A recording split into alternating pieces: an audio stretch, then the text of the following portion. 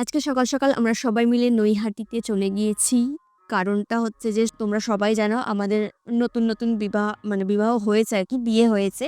তো তাই ভাবলাম যে বিবাহিত জীবন শুরু করার একদম শুরুতেই আমরা মায়ের কাছে গিয়ে, বড় মার কাছে গিয়ে আশীর্বাদ নেব। আর সাথে তো আমরা দুজন যাই না কোথাও। তোমরা সেটা সবাই জানো। আমরা আমাদের ভাই-বোনেদের সাথে নিয়ে যাই। কারণ কি বলতো? দুজন গেলে সেভাবে মজা হয় না।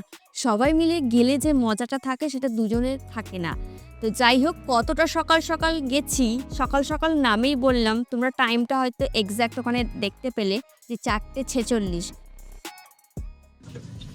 যারা যারা ভিডিওটা চুঁচুড়া থেকে দেখছো অবশ্যই কমেন্ট করো। আমরা এখন চুঁচুড়া থেকেই যাচ্ছি লঞ্চ ঘাট তো নৈহাটি লঞ্চ ঘাটে যাচ্ছি। নৈহাটি লঞ্চ ঘাট চুঁচুড়া যারা যারা দেখছো তারা অবশ্যই কমেন্ট করো।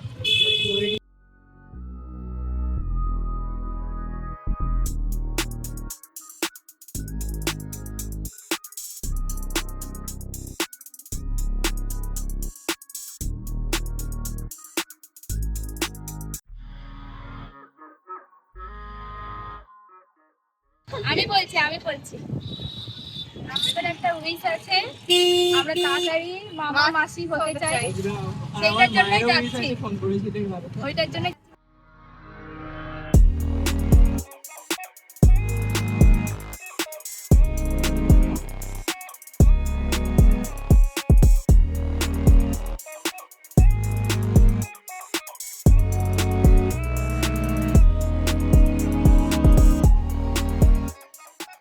তো চুঁচুড়া থেকে গেলে যে লঞ্চ ঘাটটা পড়ে সেই লঞ্চ ঘাটের ওখানেই গিয়েছিলাম।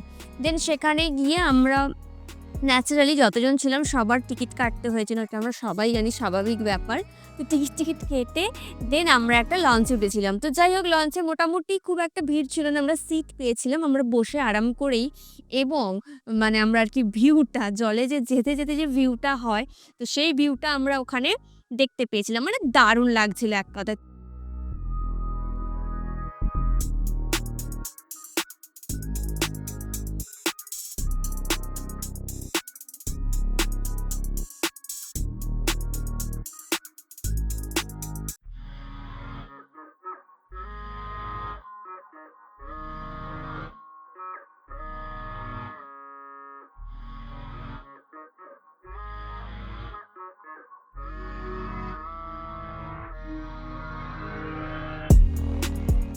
অ্যাকচুয়ালি তোমরা যদি কেউ ওই ব্রিজটার নাম জেনে থাকো, চুঁচুড়ার ওইখানে যে লঞ্চ ঘাট আছে, তো সেখান থেকে যে ব্রিজটা দেখা যায়, তোমরা যদি কেউ নামটা জেনে থাকো সেটা অবশ্যই আমাকে কমেন্টে জানাবে।